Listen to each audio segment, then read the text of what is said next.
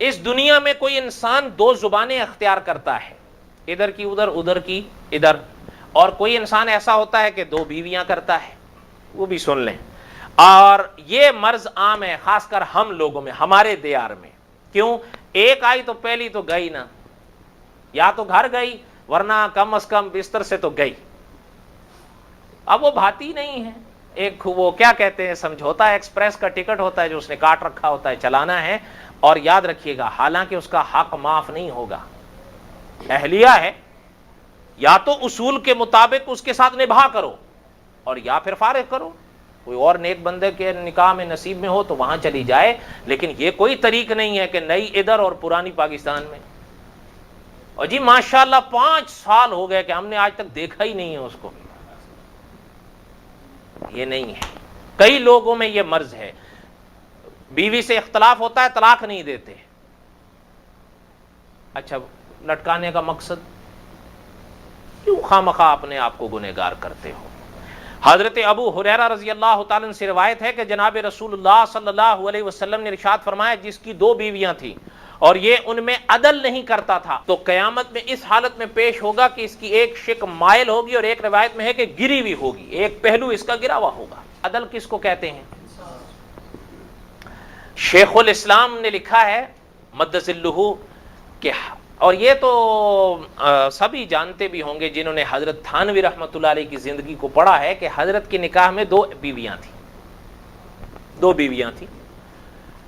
حضرت تھانوی رحمۃ اللہ علیہ کے لوگ مرید ہوا کرتے تھے، بڑے بڑے اکابر ان کے ہاتھوں پر مرید ہوئے اور بڑی اصلاح لوگوں کی ہوئی، بڑے بڑے لوگ ان کے ہاتھوں پر بیعت ہوئے اور ہزاروں لاکھوں کی زندگیاں تبدیل ہوئی ہیں۔ حضرت تھانوی رحمۃ اللہ علیہ کے اکابر نے فرمایا کہ 2 بیویاں تھیں، لیکن عدل کا ذرا انداز دیکھیے۔ ایک صاحب آئے ان کے پاس، ایک واقعہ ہے میں نے شاید پہلے بھی بیان کیا تھا، 2 تربوز لے کے آیا تو حضرت کی خدمت میں پیش کیا تو حضرت نے فرمایا کہ کیا ہے؟ کہنے لگے جی تربوز ہے، آپ کے گھر کے لیے لایا ہوں۔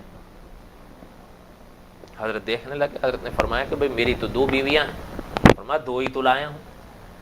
حضرت نے فرمایا کہ بھئی ٹھیک ہے 2 لائے ہو، لیکن کیا پتا اس میں ہلکا کون سا ہو بھاری کون سا ہو، تو اگر ایک کو ہلکا بھیج دوں گا ایک کو بھاری بھیج دوں گا تو شریعت میں جو عدل کا لفظ بیان کیا گیا ہے وہ بات نہیں بنتی۔ مجھے کیا حق ہے کہ میں ایک کو زیادہ چیز بھیجوں اور ایک کو کم؟ یہ عدل کے خلاف ہے۔ حضرت تھانوی رحمۃ اللہ علیہ کے تو خیر ان کا تقوی، ان کی طہارت آپ اور ہم تو کبھی سوچ بھی نہیں سکتے۔ اس لیے اکابر فرماتے ہیں کہ جن اکابر نے حضرت تھانوی رحمۃ اللہ علیہ کی زندگی کو پڑھا ہے، ان کی باتوں میں، ان کے طریق میں نہ عملی جھول ہوتا تھا نہ عقلی جھول ہوتا تھا۔ کہنے کا مقصد یہ تھا کہ حضرت نے فرمایا یہ عدل کے خلاف ہے بھیا۔ کہنے لگا حضرت میں آپ کا مرید ہوں، دونوں تول کر لایا ہوں، ایک ذرہ معمولی فرق نہیں ہے، برابر ہے، آپ تول لیں۔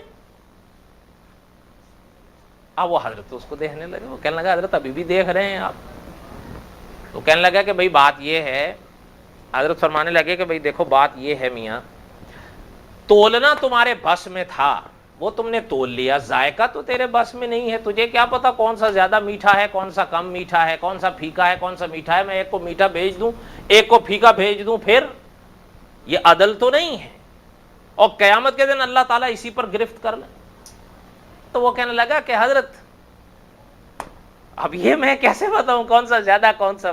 حضرت نے فرمایا پھر یہ عدل تو نہیں ہے، اگر اللہ نے پکڑ لیا پوچھ لیا تو کیا جواب دوں گا؟ اچھا وہ حضرت شیخ الاسلام مد ظلہ لکھتے ہیں کہ وہ بھی حضرت کا مرید تھا، اس نے چھری لی، بالکل عین درمیان سے دونوں کاٹ کے ایک کا ٹکڑا ادھر کر دیا ایک کو ادھر کر دیا۔ حضرت رحمۃ اللہ نے فرمایا یہ ایک کے گھر میں بھیج دو ایک دوسرے کے گھر۔